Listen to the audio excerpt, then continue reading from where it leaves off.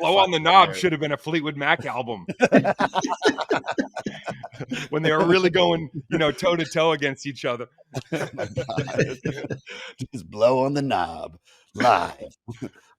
So do you want to like, so just so everybody's listening, we just went through an ordeal to finally get the perfect audio, and we had about probably 5 minutes of preamble. Is that what it's called? I'm not good with words. Do you want me to preamble the preamble and catch you back up? Please do, because just to preface everybody, when you think this is the thing, and Dane, you are truly a rock star comedian. You are in every sense of the word, from the moment you introduce. We're going to get into all that too. When you introduce yourself to Comedy Central in the world, you were a comedian that at me as a young kid was like, or not young kid, I was in my 20s, but I was like, I was going to say, you're older than me. I know. I know.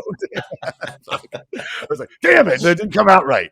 No, wait, but the truth is that you are this rock star comic. So for you to be coming on to do Fleetwood Mac, which is rock and roll, but it's probably the most adult contemporary mellow shit. And I think of you with Guns N' Roses, Stone Temple Pilots, Van Halen. So tell me why you're By here. the way, I didn't interrupt there, but like you could easily look at like, The Chain, or there's a lot of stuff that's pretty fucking hard and heavy coming out of that. There's a lot of ferocity, especially from Lindsay and Stevie. But yes, you I think you said it's in that yacht rock sort of it's got that sensibility to it. Fair enough. Yeah.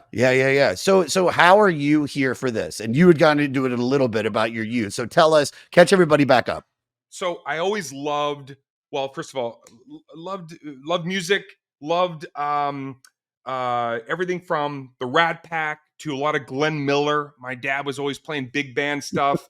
I wasn't really a big jazz guy, but once in a while, if like there was a movie that had to do with jazz, what I found is I loved the puzzling of harmony and the layering, even to this day. And this is for a part two. I love K-pop.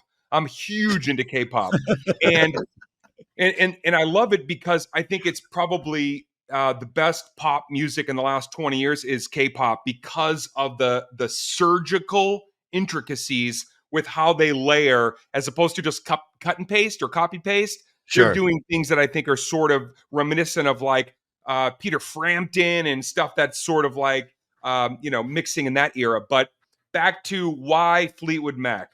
Number one, loved musical theater, participated in musical theater, always enjoyed how the chorus and the melody and the harmony and the just orchestration with the behind the scenes singers, and then the blending. I've loved it.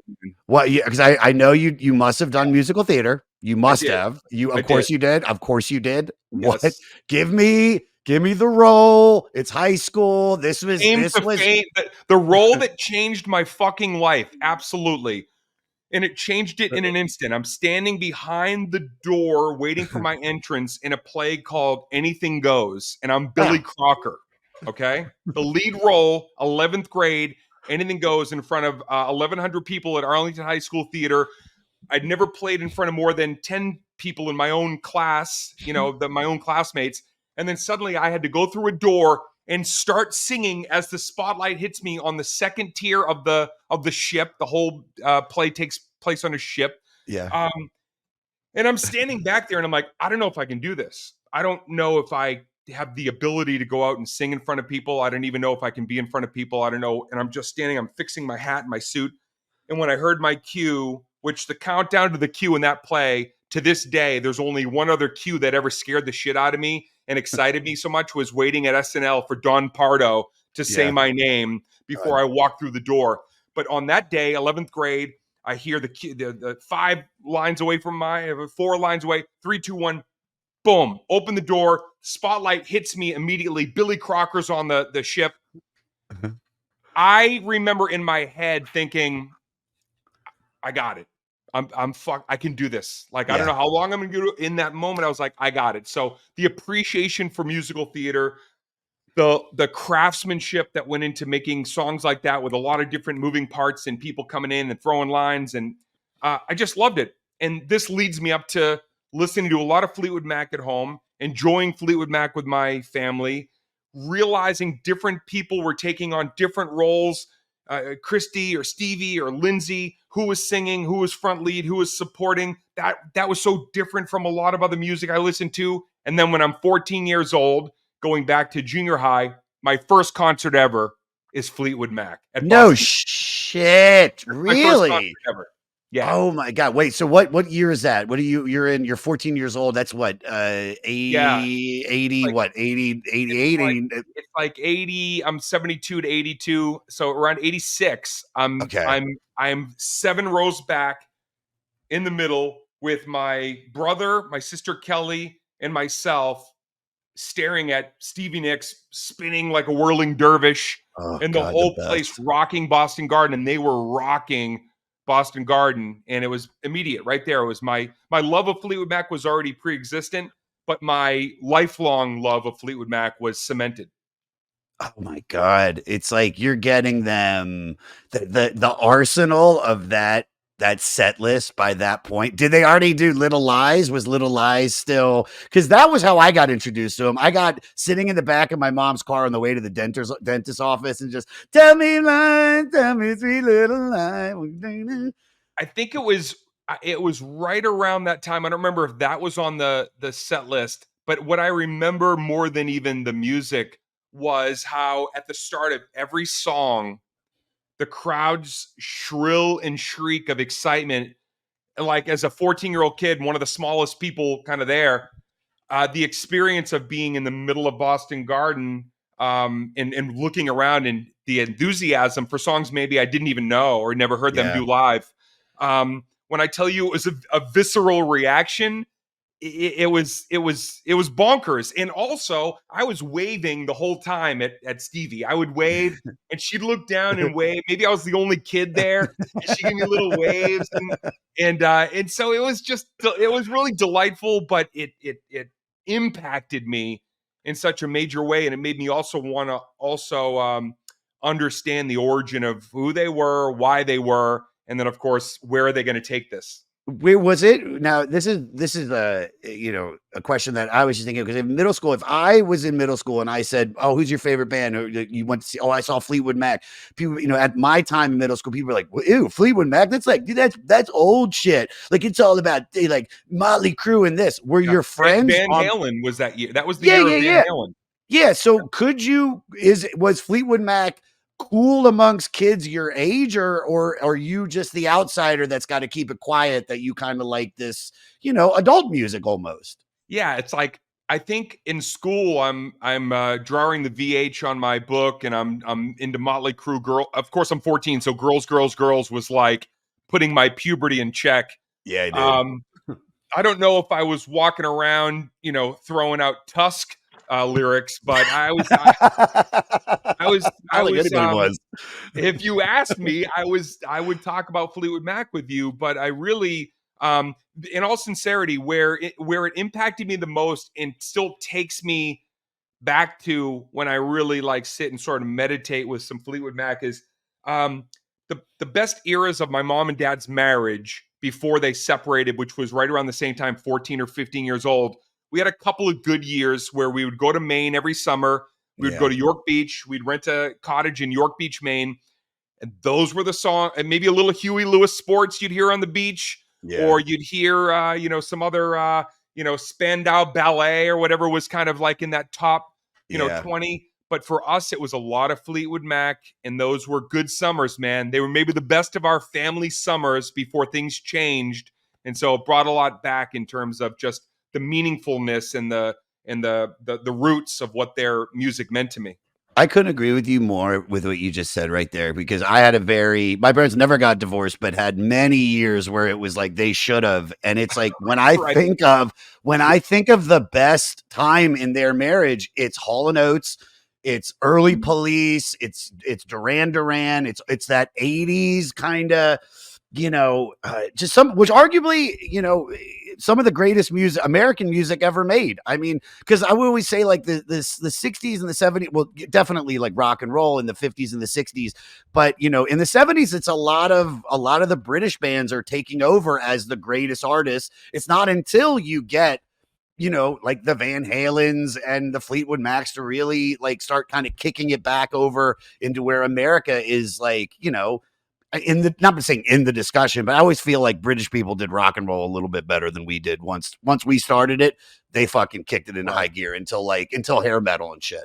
It did feel like that you name some of the artists that I love and have had the good fortune of seeing, but I think sort of mid 80s, it was a bit of a hodgepodge in the best way possible. You had rock and you had the Michael Jacksons and you had Pat Benetars and Blondie, and like it was sort of everything was in play for a little while. It didn't feel like the boy band era or the grunge era was like as prevalent and sort of like muting everything else. I think 85 to 89, if you look back at those like top 20, top 30, it was kind of a unique blend of who was still holding on from the 70s and making some interesting shit, who was popping in the 80s, the Madonnas and all the the Hall & Oates, and then rock was still in there. Rock was still sort of like making its dent. So I love that era, and my shuffle of that era.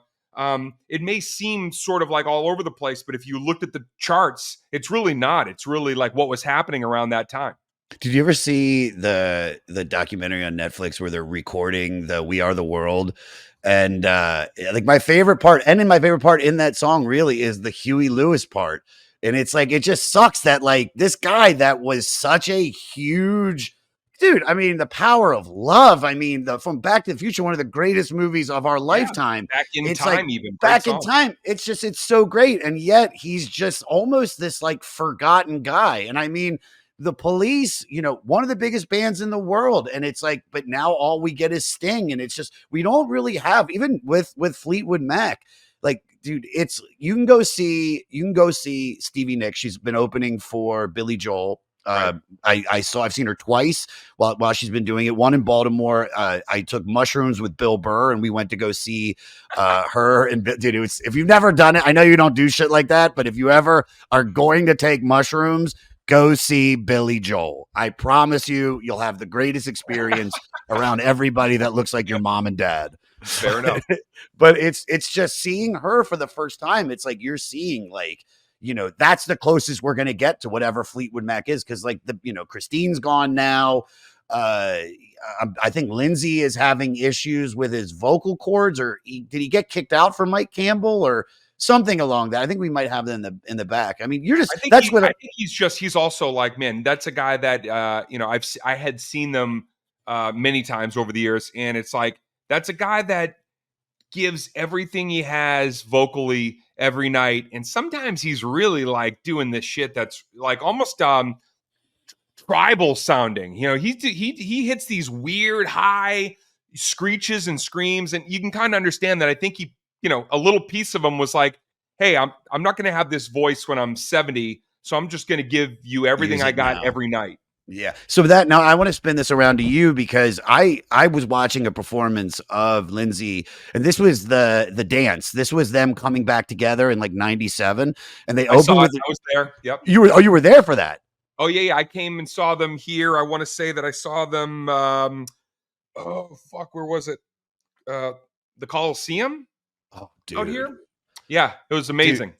And that opening of the chain, you see Lindsay, I mean, like you said, putting everything into it, murdering, like really using that voice. Like, and I wanted to spin that around on you, because I also think like the first time, and even now seeing you, it's just like you've always put so much into it. Were rock stars the influence? Because I always pull from like Axl and I pull from Scott Weiland. Like besides comics, like what musicians did you really merge into your act? Because I can see it. Forgive me, guys. Sorry, I forgot to turn this off. You're good. Would you believe me if I said one of the first performances, unbridled performances, that made me go, I got to do something in and around that, was Gene Wilder as Willy Wonka.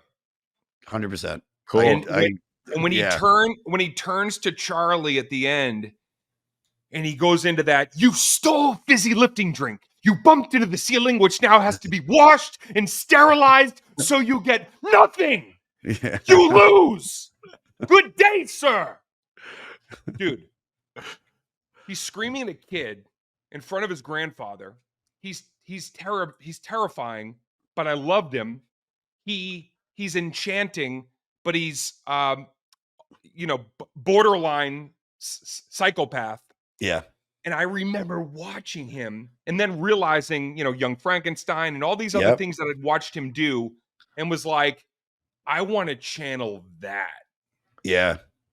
I want to channel that. And then that got me into the era of watching everything from Kings of Comedy, where I'd watch Jerry Lewis be subdued and Robert De Niro be over the top and broad and sort of bonkers. And so music was sort of always there foundationally, and I loved everything. I said Peter Frampton earlier. I love that he did a weird thing with the voice and like all these ideas that in Carlin, when I learned from Carlin that it wasn't just that he was a brilliant mind, the musicality, when I could close my eyes and if you almost just like didn't listen, it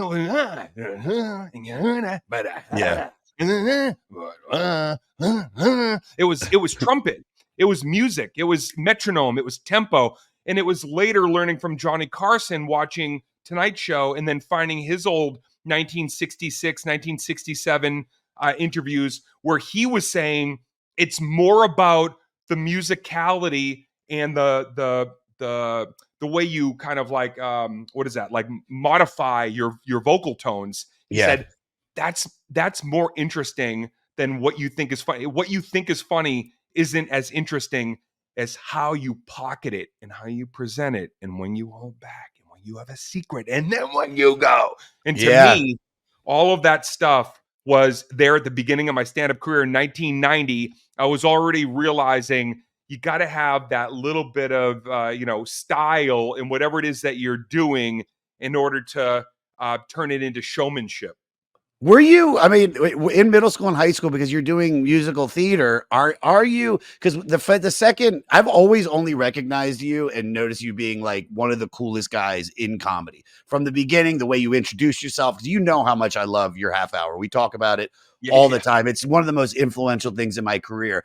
Were you a cool guy in middle school and high school like that? I think that by the time I got to that first special, that now you're talking like 2000, right around that time, Comedy Central half hours, from 1990 to 2000, I'd gone through a real metamorphosis from being a bit of a wallflower, an introvert, somebody who had a lot of, even like some self-loathing, and like I just had a lot of anxiety. I definitely was riddled with all this, voices in my head sort of stuff, and I had to learn how to get out of my own way.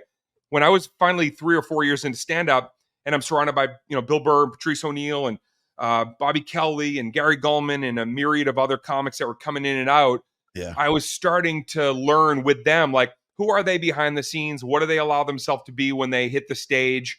And by the time I got to that special, I realized my ability. I'd realized, that I was still that kid in a lot of ways, but I'd also learned that I had, I could come to life with showmanship. And so what you saw at that point was definitely more showmanship than I would hit a few years later, when it would be like showmanship and writing and more personal. Yeah.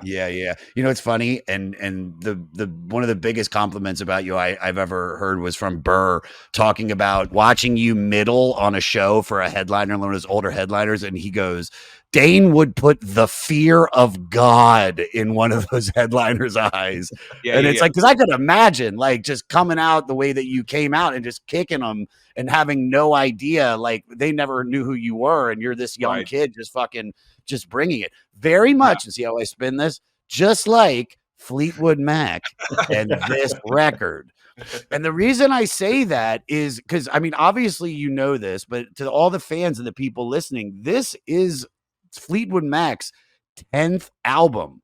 This is not the debut record. This is the debut of the version of Fleetwood Mac that really brought them on to be this huge success.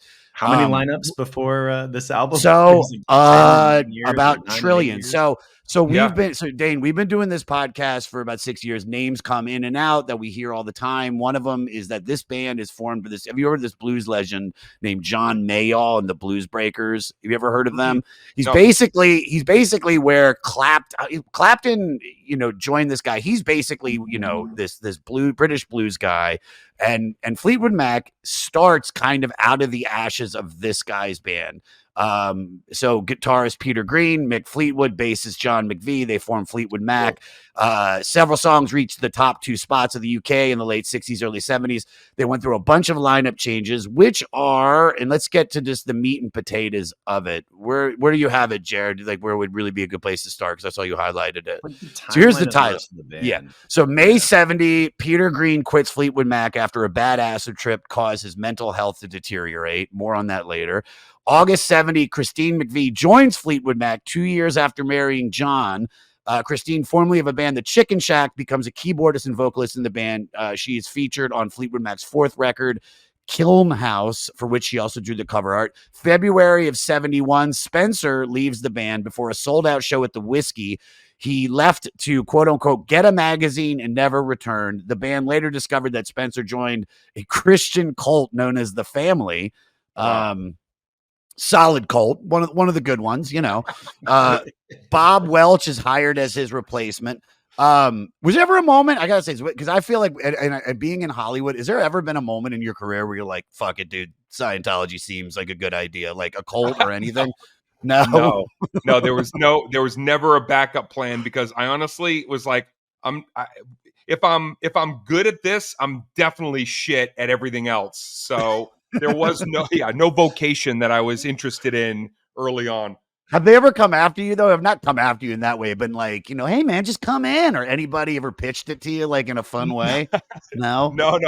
I never had to use the bathroom as I was walking by, or never got any literature. No, it was definitely never something that I crossed paths with. Okay, cool. All right. We ask everybody about Scientology, by the way. We have pamphlets to send to you just in case you want it. All right. So where was I? So August 72, Kerwin is fired from Fleetwood Mac. His alcoholism strained the relationship with the band. Explosive fight backstage led to him destroying his Les Paul. He refused to perform, was promptly fired by Fleetwood. He's replaced by Bob Weston. October 73, Weston is fired after having an affair with Fleetwood's wife. Fleetwood married Jenny Boyd, and we've been doing this podcast for years. She is the older sister of what Jim Jeffries has called the golden pussy of Patty Boyd. And you should know Patty Boyd because she's Layla, the Eric Clapton song. She's George Harrison's wife that left to go with Clapton. So, we talk about her a lot. A lot of music been written about that woman. Boyd and Weston had an affair during Fleetwood Mac's tour promoting Mystery to Me. When Mick Fleetwood found out, he was devastated. Weston was fired, and the rest of the tour was canceled. After completing their final show in Lincoln, Nebraska, the band temporarily split. And then that brings us to this moment, basically. Wow. Which is in Fleetwood Mac, they relocate from England to California to manage the band's affairs better. In California, the recording an album, Heroes Are Hard to Find, and set out on tour. Shortly after finishing the tour, Bob Welch leaves the band. He's the guitarist, singer, and composer, ending Fleetwood Mac's 9th lineup in 8 years. This is, Dane, this is where this shit gets so cool. This is where the Fleetwood Mac, so keep in mind, at this time, it is Christine, a female singer-songwriter, and then you basically have their rhythm section. You have Mick on drums and McVie on bass. So McVie, where was I? Okay, here we go. So Mick Fleetwood met with producer Keith Olsen at Sound City Studios to listen to some demos. Olsen plays Fleetwood an album he's been working on. He goes, hey, what have you been working on? He's like, I've been working on this stuff with this couple, Buckingham Nicks, right? They hear the music and they're like, we want Lindsay Buckingham. This guy fucking rules. They hit him up, but this is Lindsay won't do it unless they bring his girlfriend, Stevie, right? What's their thinking at the time? Do we know that? Were they like, we don't want two singers? Okay. Yeah, they don't want 2 females. They already got a female. So they're like, dude, we just want him. And he's like, I'm not doing it unless you get you get my girl in the band too. Right. They're still Which of course, together, I'm assuming at this time they're together. oh yeah. This is the question. So this is what's so crazy. Like I just said, they only want Linz. They get Stevie, which is the luckiest thing that could have ever happened to Fleetwood Mac ever. She Yeah. made the band. She literally is, in my opinion, the most famous person out of that band. Her voice, her look, everything. What is what is the happiest accident you've ever had when you planned on a Lindsay, but you got a Stevie by mistake? Oh boy. Man, that's an interesting one because, in stand up, it's you can look at so many years on the calendar and what seemingly was a, fucking cul-de-sac was really an entry point. Sure. And I think that, and I've shared this before, so forgive me if I'm repeating, but I definitely think that it's one of the, sort of highlights of my life and career was in 1995 being pursued by Saturday Night Live and being asked to come in there and audition, and day of realizing I didn't have what it took. I wasn't confident enough. I wasn't ready for what I knew took place behind the scenes there. And I didn't go. I did not go in to see Lorne Michaels and the rest of the people waiting for me. I sat outside Rockefeller Plaza, and actually I did. I just shared this with Dana and David on their podcast, but it was the most pivotal moment because I felt like I had failed. I felt like I'd let myself and my team down. But what I didn't realize until way later was it incentivized me, and it didn't light a fire, put a fucking volcano under me to go, now I have to make it on my own to prove that sitting myself out of that round was the greatest decision I could have made. And when you cut to 2005 and I'm hosting it and then being asked back to host and, staying friendly with Lorne Michaels and having now a relationship with him over the year, like everything that came from the worst moment was, little did I know, years later, leading to something that was way more preferable. I can't believe that. Like, what you just did you get to the door and you just, like, the voice in your head says you're never, no, there's not, it's not even worth. That's crazy. Jay Moore was on the show at the time, and my manager, we had a mutual manager, Barry Katz. He was managing Jay, so I'd been to SNL. I saw sort of what was happening there. I learned a little bit from Barry and from Jay. And you got to realize, man, in 93 or 94, when they were looking at me, Marcy Carsey and everybody are coming down and basically whispering in my ear, like once Sandler left, like, you're the guy. You are what you play. I played guitar on stage. People didn't know I played late at night. I didn't want it to be a guitar act, but I would play late at night. So they knew I played guitar, energy, filled a certain void that they were going to be looking to fill. And so here they are telling me, like, do this, do this, do this. But knowing I was still very beta, and I was not, unlike guys like Patrice O'Neill, unlike guys like Bobby Kelly, they were real tenacious and what we would call today alpha. They were kind of like intent on getting what they want. They were aggressive. I was still finding my own voice. I was only at the helm on stage. I was not a guy that would look you in the eyes and say, I have the better idea. That's not funny. What I'm telling you is funny. Never was I going to say that in 1994. So when I get to the park bench outside of Rockefeller Plaza, and I sat there and had a bit of a emotional crisis and then an anxiety attack, full-fledged anxiety attack. Then I went to a payphone. First person I called was my mother, even before my manager. And I said, I can't do this. I'm not doing it. And of course she was like, don't. It's all going to work out. Do it or don't do it. And then I called my manager. I was like, I can't go in. He's like, you should go in. I'm like, I can't. And he's like, now they're expecting you. It would be like uncool to cancel it. And I just said, I can't. I'm not going to do it. So yeah, it was pretty. 2 years later, when you're in Tampa at some shit gig, I don't even remember the fucking name of it, with a temporary plastic sign. Those are the gigs I'm doing with a Kinko's made fucking plastic sign, and you're performing in front of that, that brick wall. and you're seeing Jimmy Fallon. Of course, Jimmy got it, which, by the way, Jimmy might have gotten it anyway. Jimmy was an incredible talent on the come up. So maybe I would have got it. Maybe Jimmy Fallon would have gotten it the way he got it. But I was watching Jimmy Fallon in the middle of these shit place nowhere gigs going, ooh, I wish I felt ready at that moment. You know, it was tough.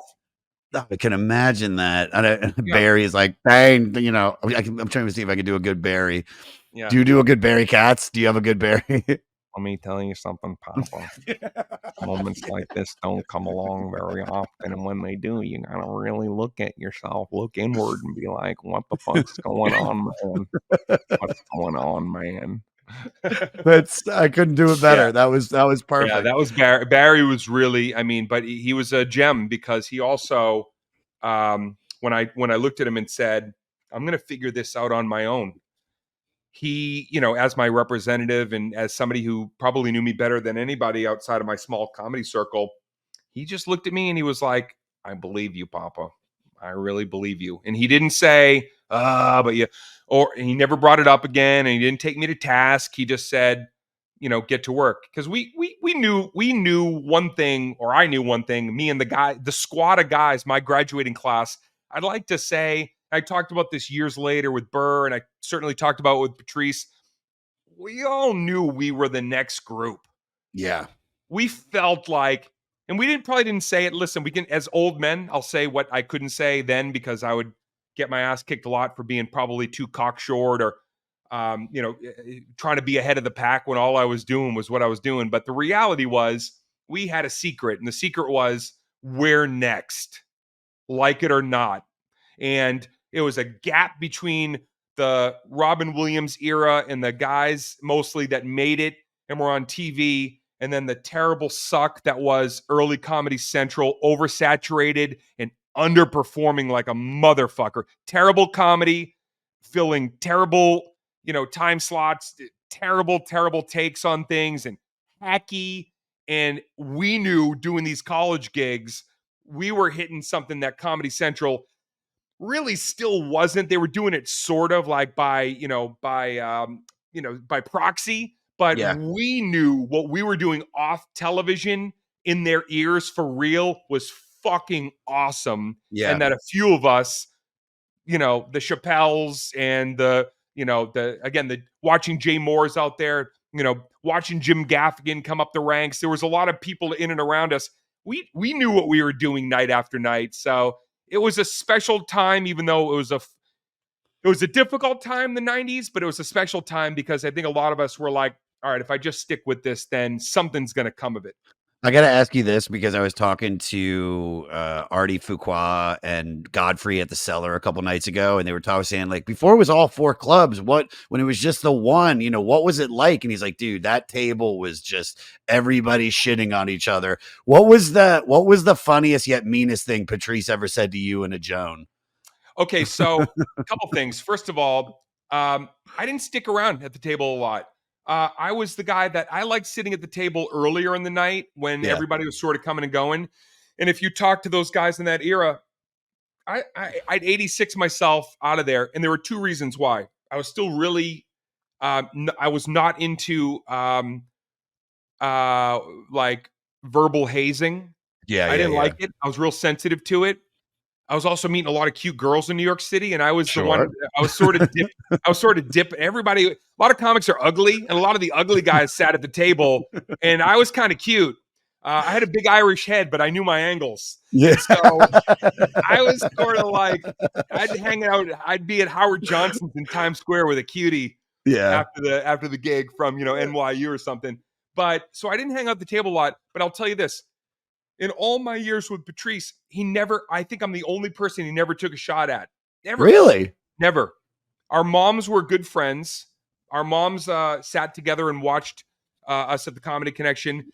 And of all the people that he skewered verbally, he never, ever, ever once came at me. And one time I asked him in Florida, I said, Patrice, you've obliterated everybody I know, but you've never even really come at me with anything. And it was kind of interesting, man, because he just, in his own way, he was like, I love you, man. I love you, buddy. And and we busted chops a little bit, but never in front of people, and he never came at me like that ever. Yeah. Yeah, it's him. And he I was one of wish the I only, and I have to say this for the record, he's one of the only true comics and Burr that when I was going through the spanking machine, which everybody has to when you make it and hit that level. Everybody's yeah. got to, go through the spanking machine. But I took it, I got put through the spanking machine with the new internet that was coming in that was also allowing everybody to grab a paddle. And those two motherfuckers are the only guys that went on the radio and said, dude, Dane's put in the work. He's a good dude. And all this hullabaloo, go Yeah. fuck yourself. Fuck I yeah, love those dude. guys for that. They really, I they really protected me when I found out there was a lot of comics that were real quick to want to see what bus was coming next and how they might be able to throw me under it. But little do they know, I know how to drive a bus. yeah, I've dude. got a Class C license, bitches. Dude. And I Well, can't no, remember those names because nobody knows who they are. But when Patrice and Burr, man, they were there for me. dude, and two of the best. I'm gonna put you up there as well as one of the best, and obviously, like to swing it back to Fleetwood. I mean, that's kind of what happened after this record and the next one. It's like it's a rocket ship, even though they've done 10 records, just like Yeah. you put your fucking time in, Yeah. But then A lot once of you things get don't work before what worked. 100%. Yeah. So this is what America is finally they're getting, because I think I was talking to my friend Morty, who helps me write this, DJ Morty Cole. I think you know him. Runs the Kibitz Room on Tuesdays. So the record before this one, Heroes Are Hard to Find. This is like the last couple have been almost what you would say is the beginning of the sound, but now you're getting what is Fleetwood Mac. You're getting, like I said, all the members, everybody's a part of it. It's starting to sell very slowly. It climbs to number one, hitting the top spot in September 14 months after it was released. It set the record for slowest climb to the top. Stevie Nicks said of the album, "We just played everywhere and we sold that record. We kicked that album in the ass." 15 months after its release, it reaches the top of its charts. Wow. This record also has, I mean, probably some of the biggest Fleetwood Mac songs. Definitely, we were talking about like how Stevie Nicks like is like the happy accident. She's got two of the best songs on this record. Do you Right. know what I mean? But also when I was looking in my notes and I was Christine McVie, I think wrote most of the songs though on that album, or at least 4 or 5 she wrote, right? Yes. Let me double check that math. Yeah, I Jared, think if you have it, I'm pulling it up too. But so just imagine that. You write these songs, you want Lindsay, and then you're gonna acquiesce to Stevie Nicks coming in, who, by the way, hey, I don't know how Christine McVie felt at the time, but she's a beautiful, absolutely, like heart-dropping, lovely woman who is going to step in and be now suddenly in your limelight. And I'm not saying Christine McVie wasn't a cutie, but Stevie Nicks was like operating in another level. yeah, And then you're going to hand your songs over, a lot of them, to her. Now I know Christine sang, obviously there's some of my favorite songs she did handle, but I mean, that's a bold, that you're giving a little in some moments of your career. That feels like you're giving so much and you're gambling so much on Lindsay and Stevie coming in, and then suddenly she's going to be front and center spinning around singing a lot of your songs. That's amazing. Oh yeah. But also like this is kind of funny, but about the difference between this record and Rumors, because this is all prior to all the basically the gossip that comes from this. And the first song on this record, it opens up with Monday Morning. And what's cool, I was talking to Morty and I never put the connections, but definitely listening to this, because this is the first time doing this podcast, was the first time I've listened to this record all the way through. I had listened to Rumors, but I knew some songs off of this, but I never from start to finish. And you listen to Monday Morning, Dane, I mean, this sounds exactly like the opening to Rumors with Secondhand News. And you get Lindsey Buckingham. This is, written by him. Definitely, this is something that he probably did with Buckingham Nicks. Yeah. Great opener. Kind of is a great way to almost introduce the new band, but also for Lindsay, you're in a new band. You're about to come out. You open up with Monday Morning. You're basically saying hello to everybody. This is the new Fleetwood Mac. You're introducing yourself. What was your Monday morning when you get to say, hi, I'm Dane Cook. This is the first time you're debuting who you are, and you really are saying hello to the world, when you really got to truly do it? This is the original cover art that I made in Photoshop 1.0 of the original Harmful If Swallowed. So before the record deal, before Comedy Central Records gives me that record deal that puts units sold on shelves, I make this. I put this in the jewel cases. I drew the back cover art while we were editing it. This is the whole track listing. That's the original. And right there, all the speak and spell, all this shit, tire in the face. So this is the original. And for 2 years, I'm a fulfillment center named DC Packaging, and I'm sending you these. And there's probably a little bit of blood on your packaging that you don't realize because my hands are bleeding because I'm sending so many of these out a week. I did this in by the way, Photoshop one, literally the first Photoshop ever. I made that. And so you're like, you make this because you want a calling card. And you make a comedy album in, I guess, 1999 when I recorded it in Houston at the Laugh Stop. And you're told by everybody, this is the era of, video killed the radio star, kind of like comedy on television is comedy. The comedy album is no more. It's moot. It's a non-starter. Nobody wants a comedy album, and yet I'm selling these. I'm doing pretty good at $20 a pop, selling these after my gigs at a little fucking fold-out table or out of my, the trunk of my, Dodge Intrepid or whatever I was driving. Nice. And yeah.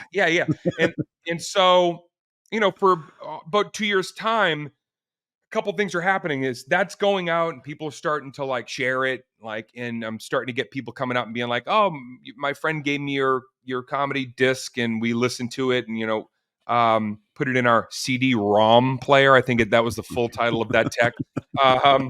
But so 2 years lead up to Comedy Central coming in, and they sit me down. They go, "Listen, we're going to do a comedy division. We've got Dave Attell, Skanks for the Memories, and we've got you, and we've got I want to say his name was was it Stephen Lang? Oh fuck, there was a comic, the guitar guy. Yeah, I know who you're talking about. Stephen Lynch. Stephen Lynch. So they're like, we've got you, we've got Attell, and we want to put these albums out under Comedy Central Records. And they they want to do an album deal with me, whatever that, a couple of, this, and if it does well, we'll do 2 more. Keep in mind, pre-digital, nothing's ever really on an iTunes type thing yet. It's still all, units sold. And they say, you're going to sell 7,000 of these tops.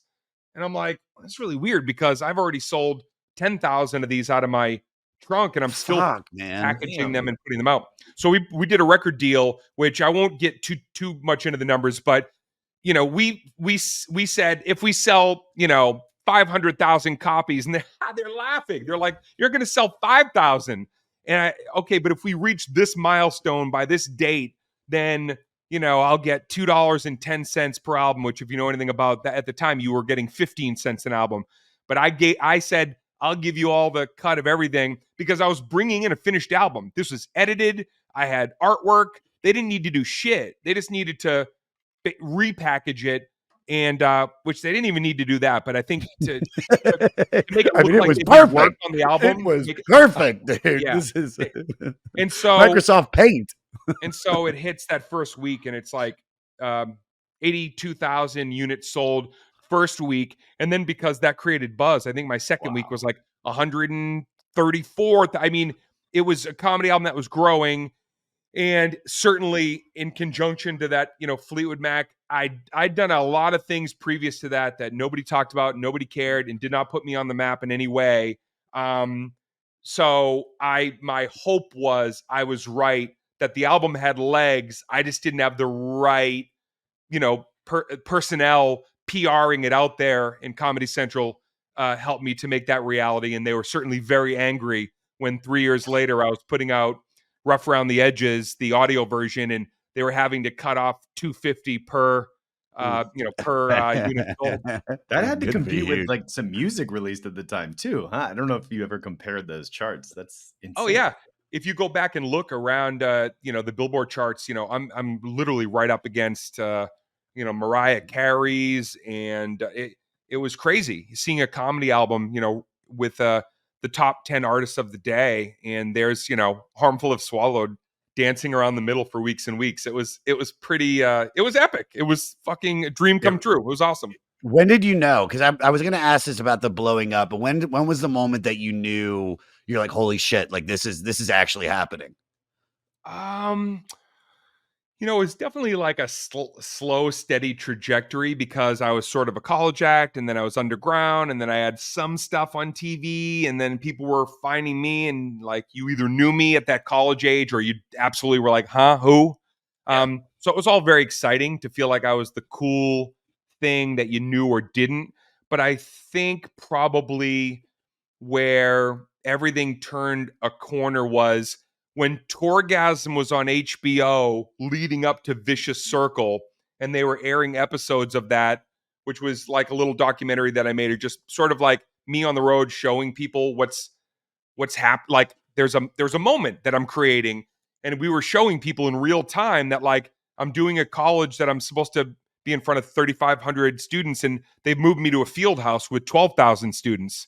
And it was turning into like Beatles moments, people chasing me on the bus, people finding me at my hotel. It was bigger than me. It was suddenly much bigger than me. It was certainly bigger than anything that had happened in comedy, and since Dice, I think, probably like, in that like late 80s holy shit moment that he had cultivated. Dude, it was crazy, man. The last thing I'll say about that is like that era, when I look at it now, it's like I enjoyed the shit out of it because I had a lot of cronies in comedy that I started with. So it was a lot of good times.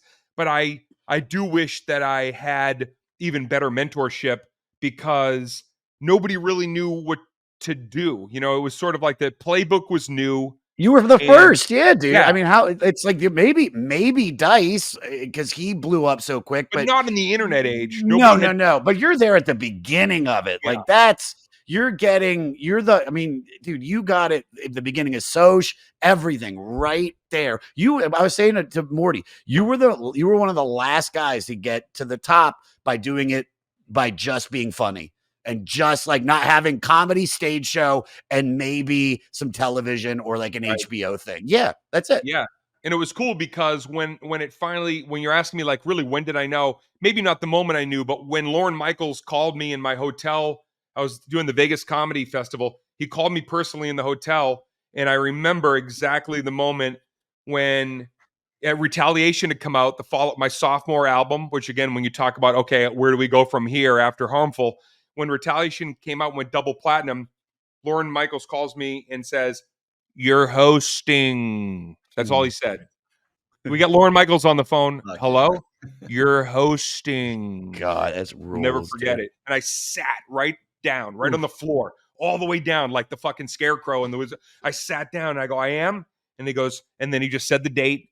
And he was like, it's exciting times. It's exciting. And it was like, the rest of the conversation was equally as exciting, but just hear him say you're hosting, and knowing in that moment, and calling my mom and sharing the information with my family more than anybody, was like, I was right on the bench that day. Mm-hmm. I was fucking right. And if I didn't stick around and I didn't prove myself right, I would have felt like a loser who made a mistake out of fear, instead of, no, I actually listened to my heart and realized there's another avenue that's solely meant for me. It's cool. God damn, that's awesome. Yeah. And what a perfect way to then go into probably, one of Stevie's biggest moments. Let's talk about, I always kind of fuck, I'm going to fuck it up. And I know Maury's going to get mad at me. Rhiannon? It is Rhiannon. I Rhiannon. know. Yeah. I know that's what it. I know that's what it is. But for some I reason, it's know. like I think people are singing Rihanna at these shows for years. but a little known fact about this. This is also the other title for it. It was in parentheses. Will you ever win? The radio stations used to say that. This is one of those. I mean, this sets up what basically Stevie Nicks is forever. This is more than Landslide. I think this song, because even just what the song is about, it's about a Welsh goddess. So the witches, the fertility of the moon. She shuns a god, marries a mortal man. It's mythical. It's everything. And Stevie is that, I don't want to call her a witch, but she definitely looks like, a chick that we dated in middle school or like had a crush on in high school that did Wiccan. You know what I mean? She's like, she was like an enchantress, Perfect it was way that. to. It was something like when I picture her hair was always in motion, right? It was always like a breeze. Like before Beyonce had the wind machine, Stevie just had that happening naturally from the spells that she had created. I remember me and Burr going to see her, and when she does that, she starts doing the twirl, and it goes, there it is, the famous Stevie spin. That's and it. It's just like it just was so perfect, and for her to kind of like I said, this is her first song. I'm pretty sure that she's singing on the record. The through line that she has kept from this song. What is like your through line in the sense that from the beginning of your career to now, because you've kept the same spirit, just like her with the Welsh witch in the cape spinning. Like, what is that through line that you've kept? Yeah, through line is metamorphosis. Through line is introspection, the ability to grow up with a generation of comedy fans, but to allow myself to grow and change and to never try to be derivative or do what I did before, yet maintaining something that at 52 was there when I was 12, which is I love twisted, fantastical, imaginative storytelling. Yeah. And I love when harsh realities mix with absurd perspectives because your harsh reality might be fucking hilarious to me. And so if I'm doing commentary on yours or my own harsh reality, and I can mix in what I know people, on the sidelines are thinking because they're not feeling it as deep. So they're only reacting to something emotionally at a distance. And what do we all do to protect ourselves? We make that funny. We laugh at that. We laugh at the tire in the face, the first bit of the lady getting hit on that Harmful If Swallowed album and realizing it wasn't funny what I saw. It was a tragedy at the racetrack that day. But there's something very funny about saying it wasn't a good year for Mary. And I knew it when I said it, that it was something happening in 1998, which happened initially from a writer for the Boston Herald. And right around 1992, I believe his name was Dean Johnson. Dean Johnson wrote one of the first reviews of me. One of the first reviews of me gave me permission to be to not always be as sharp or not always be in the pocket or maybe like the best I could be, but I'm still interesting enough in development. I'm still interesting enough traveling between the chapters. And what does that mean? He said to an audience of his readers, this new comedian Dane Cook reminds me of warm summer nights when neighbors gather on one stoop and there's always somebody doing an impersonation of so-and-so mowing the lawn. There's always somebody a little too drunk, oversharing information and gossip. And there's always somebody holding court and acting the clown and making the whole neighborhood laugh. And that's what he said I was like. He reminded him of warm summer nights. Instantly, I was like, that's what I am. I'm a randomness. What's going to happen next? It's going to be it's never going to be fluid and formulaic. It's always going to be a little bit out of sorts. I'm always going to find words as I go, or change buttons, or change tags, or change my intention, or maybe change my mind. Maybe change my own perspective. Maybe I'm ignorant. Maybe tomorrow night I'm right, and Saturday night I'm fucking so wrong. But how can I change the verbiage? And so, 92, he says that. By the time I hit my first couple of albums, I'm realizing Oh, I'm not making the misstep that I saw some of the 80s comics make, which was they put on a certain outfit and they became that character, and then they never were allowed to grow from it. And Josh, when I tell you that that terrified me more than making it, that terrified me more than losing it all, that terrified me more than fucking anything, was the idea that you were false on stage, but you had to do it anyway. No Yeah. way. And so that's the through line. It's like you know, you can look at any album, any title, any theme, and you may not like that album as much, or maybe that's funnier, or this. It's okay. It's still sort of a proper chronological journaling of how I'm growing up in comedy. Dude, I love that. I love it. I totally see it too. From then until now, it's just it keeps getting more. I feel like you. Yeah. All right, Over My Head. I want to try to get through Overhead, Landslide, and then Say You Love Me. Yep. Over My Head. This is the Christine song. She sings Love lead it. on it.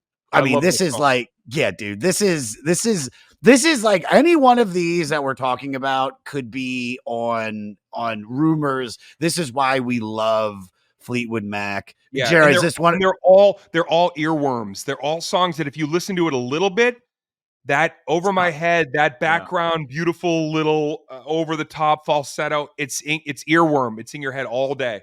It really is. This is the first Fleetwood Mac song to crack the top 40 in America. Even though they've been around since 67 with 10 records, this was the one that finally did it for them. It got all the way up to number 20. Then this is the beginning. It's ushering in a string of hits. I want to use the phrase over your head. When was a time that you felt like you had gotten over your head in your career? Maybe it was like it's moving too fast, or just even, holy shit, I'm on this lineup. I cannot believe I'm on a lineup with these guys, you know. I think there was probably Over My Head was, you know, I'm just past Vicious Circle. So here I've made it now. Harmful comes out, sophomore efforts, retaliation. Now people know me. You know, I'm becoming more of a household name. Now HBO embraces me, and I do that special. I get to work with the great Marty Callner, and I'm feeling like I I've done it all. I'm at the top of the mountain. I'm at Yeah. the upper echelon and probably beyond what most comics will know or see or get to experience. And um, so there I am realizing this Mount Everest moment. And I don't want to get too maudlin because this is a fun podcast. And, you know, my parents got sick and I lost my parents. Both of my parents had passed away Yeah. right after Vicious Circle, after Vicious and before Rough Around the Edges, which would, I guess, be my second special, third album, fourth album. And that was the moment when I started to realize, man, I'm not taking good care of myself in life. I'm taking good care of my career. My career from 6 p.m. at night, you know, through dinner, through the show, to hanging out with some girls or my comic buddies at the table. That part of life was good, but the guy that I was during the day previous to that was certainly I was lost. I was definitely very much lost. And I can so imagine. Yeah. I had to recognize before Isolated Incident. And if you listen to Isolated Incident, you know, I called it Isolated Incident for a number of reasons, but one of them being nothing is ever going to be as savagely brokenhearted and capsizing as losing my parents back to back within 10 months of each other. They're both gone. And so that's where I was like, who am I in stand up? What do I really want to be talking about? And if I don't take care of myself during those waking hours, eventually what if that cripples me to where I can't even get up and do this at night? And so that was it for me, man. That was a big you know, and by the way, being honest, the come down off of the you know, I'm up there, man. I'm like America's comic for a good 8-year run. Where do you go? Where do you go? It's like the high from that. You come down, and it's not coming down like you know, Runyon Canyon, like you're it's like anything in this industry. The lights are on, and then the movie's over, and get the fuck out because there's another showing. And it's not personal. I never took it personal, but it was like 8 years, and then boom, I'm just a regular guy. I still have my fans. I still have a lot of like the cool vibe coming off me, but I've cooled off in terms of the industry going, who who's next? Who do we get it? Who can we hold Oh on to yeah. next that's going up? And so that was my moment of like really trying to figure out, man, who am I as a grown man now, as opposed to the kid who started out of Boston? I mean, you just literally answered the question I was going to ask for Landslide, which is like that moment. It's just inevitably when you get to a place that so few, Dane, have ever gotten to, and Yeah. I mean that I think less than a handful, and it's like it's not just like how you feel, where you're like, well, I guess I don't know where else I can go, but society is just like just because they it's like once you become like Coldplay's biggest band in the world, one of the first 4 records, some of the greatest albums ever made in the last 20 years. And then suddenly just like the fans, they just turn on them for no fucking reason. Right. And you're just like, because you're big. And it's like, I can imagine like you've handled it with such grace Thanks, and bud. still are constantly putting out great shit. And that's all really you can do. I handled it with grace, and the reality is I handled it with grace because I was grateful, and I realized that what I had even done to that point wasn't over, but it was certainly like that period was over, and I was happy to have had it.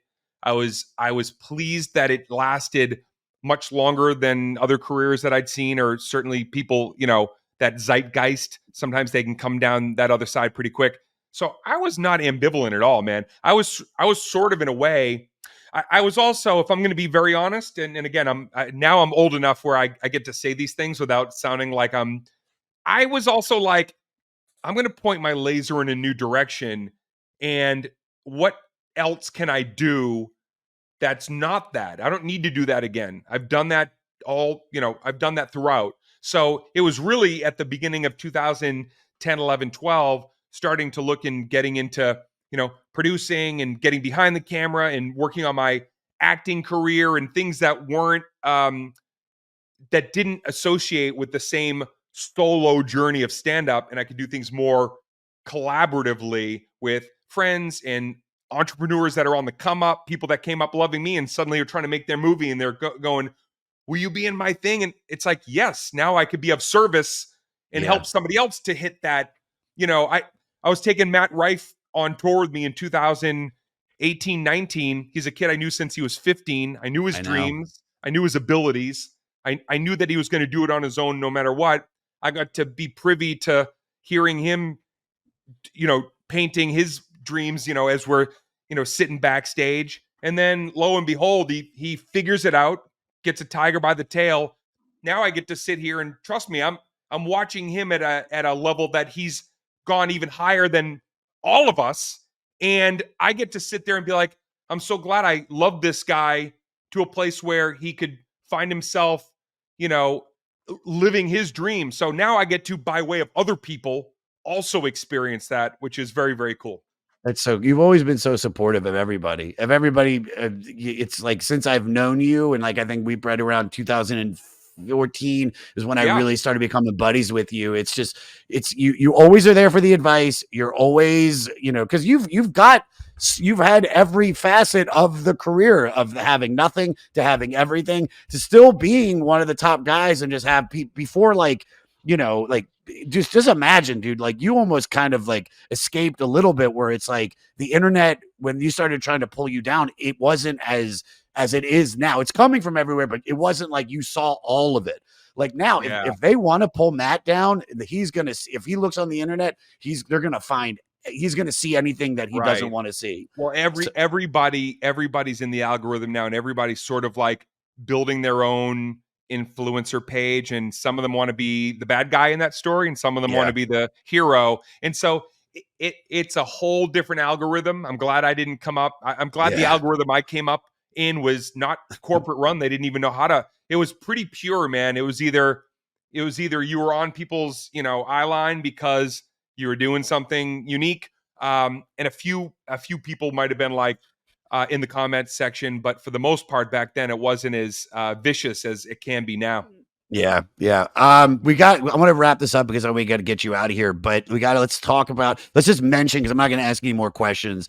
Say You Love Me, I mean, is such a phenomenal song by Christine. It's really just, it's the start of side two, but you go from that into Landslide, which is, man, this is like, I mean, music, I think it touches all of us in a way, but it's like after seeing her perform it recently and she's playing, hold on, so am I getting a call?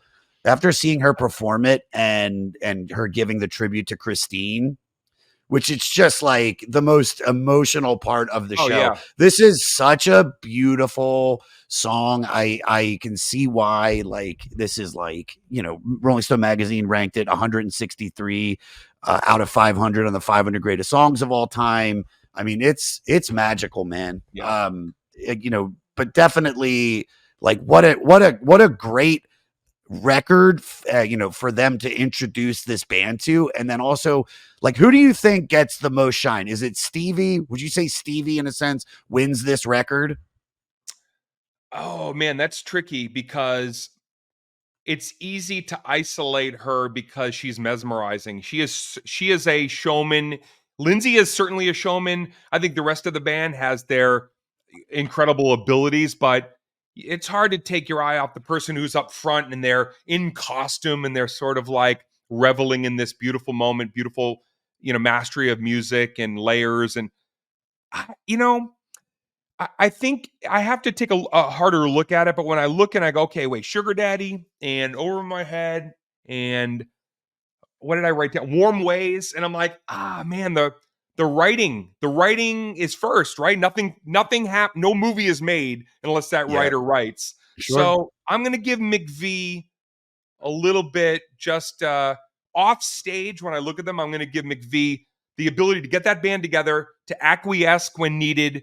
That's a bold move, to give up a lot of her own moments that she could have been front and center, and Yeah. to be able to share in that. For those reasons, I'm going to give McVie the edge on So Yeah, this. I'm let's gonna. pull up I the writers here just so you can see it, because you mentioned it earlier that McVie brought so much to the table, but She really did, but pretty also balanced. Jared. But she's all over it. Yeah, This is the thing, is that Stevie Nicks is the wide receiver of this album, Yeah. yes, where she scored, she gets the run, she gets the pose to do the touchdown dance, but Christine is she's the offensive lineman. She's sitting Yeah. there, she's blocking everything, keeping it open so the quarterback can see. she's the you left know guard.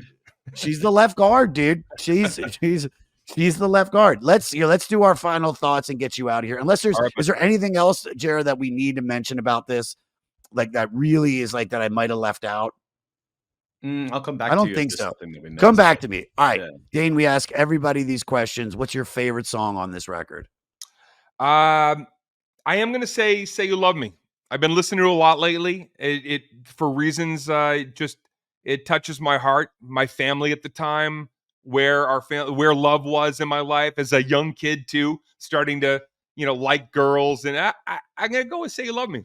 I'm right there with you, because I would like I would say it's Landslide, just because every time I listen to it I get emotional. But I think Say You Love Me is probably, the catchiest. It's Landslide reminds me of a bad breakup that I had years later, so that's probably also gonna oh change yeah, yeah, my yeah. my scoring perspective. But I believe what I say, which is because of McVie's tenacity and Yeah. what she supposedly gave up to allow this band to form. I'm gonna go with her. To the Fleece Army listening, put when you tweet or post on this on the Instagram, put who you think won. If you're Team McVie, Team Nicks, Team Buckingham, or even Team Mick Nick, Fleetwood. Who knows? Mick Nick's Fleetwood's my killing neighbor it, here on dude. Maui. He's got Is he? yeah, he's got multiple restaurants. One burnt down actually in the Maui fires, but Oh, I mean, not literally. He doesn't live next to me. I don't. Yeah, roll But with he seems like he'd own a lot of property in Hawaii. Like, yeah. you know what I mean? He's got that kind of vibe. Was there a song on this record, Dane, that you skip over? um, I think the one that I listened to least over the years is Sugar Daddy, the last track. Wait, what's the last track? Last track on the record is I'm so the I'm afraid. So Afraid. Yeah, so it's the one right before that, which I have no notes or anything about. So I don't know why. I think Sugar Daddy might be the one that I probably, yeah, skip yeah. skip over. Dig it. All right. Can you fuck to this record? Oh man. Wow. You know what? You'd have to be like really falling in love, maybe for the first time. No, you'd have to be falling in love for the second time. And this is the time that you know how to keep yourself in check so you don't make the same mistakes you made before. Therefore, Yeah. you can fuck to this album. Yeah, dig it. It's upbeat, but there's some stuff on here that I think has Yeah. got some sexiness to it. You can fuck the Landslide, but it's so sad that it's like it's more of like a But really that might be like the thing. That might be what turns you on. You know what I mean? There's some that's a conversation for another podcast. But yes, totally. What would be your elevator pitch to get someone to listen to this record? Like, how do you sum this album up to somebody that's never heard? I would say, oh, you're a big Gracie Abrams fan? They go, yeah. I'd be like, you should listen to this Fleetwood Mac album because I don't know why I feel like this Gracie Abrams, who I'm listening to a little bit, there's something in her voice that sort of reminds me a little bit in a different way of Stevie Nicks. So I'd probably try to get him in with something contemporary and then Sure. throw that on the headphones. I think this is you're getting a band that, much like Depeche Mode, we're getting like Violator on their 6th, 7th record. You're getting a band that's been around and had so much ups and downs. Like this is the album where I feel like the music supersedes everything, the history, the story. This is setting up arguably one of the greatest records of all time. And if you want to talk about Fleetwood Mac and why we're talking about them, start with Rumors and then you go dig into this next. It's a perfect fucking record. Jer, we should have gone into it more, but you had a few things that you weren't into about it. You said it was too slow, but that's another podcast. Dane, promote away. Please promote away, dude. What do you got going on? We'll promote it up the front too. Well, I think what I'm probably the most excited about in the most exciting project that I've worked on outside of my last 2 comedy specials, which Above It All came out last year, in Gritty and Pink I'm releasing in the next couple of months. Outside of stand-up, in the last 12 years, I've been praying to create a documentary that not only shares and shows how I did what I did during that meteoric rise, but also some of the hardships pertaining to like having to put my brother in prison and some of the things that happened, which were pretty things that people don't know about. So I'm teasing a little bit. I just finished a 2-year documentary. We're looking at a rough assembly of it next week, but my producers already called me yesterday and I said, give it to me straight. And their words exactly. And these are guys that, would call and say, the first hour is slow, or you need this. I'll never forget this moment. They called me and I said, all right, you're sending me the link. They go, oh, we need one more week, making a couple of tweaks. Do you want to hear what we have to say about it? And I go, I want to hear it. There's a long pause. And then my main producer, Rocky, he goes, it's fucking epic. Yeah, dude. Oh yeah. And I'm about to release the funniest true crime documentary ever. Boom. I cannot wait to watch that. Dane, yeah. I'm so happy you came on. Please come back. There's so many more records. Dude, thank you, man. No, I have to quickly say, because you've been so, you've been rallying behind me for years. You're one of the good guys. And when I say that, I don't ever say that, but you're one of the good guys. And the fact that we finally got to hang here and do this after, I think, saying we're going to for what feels like, honestly, years and years. You mean a lot to me. Your friendship means a lot to me. And thank you for having me on this. And I do look forward to having a follow-up when the time is right. Let's do it, brother. Dude, I'll see you on Monday, dude. Thanks again, man. You got it, brother. Thank you, guys.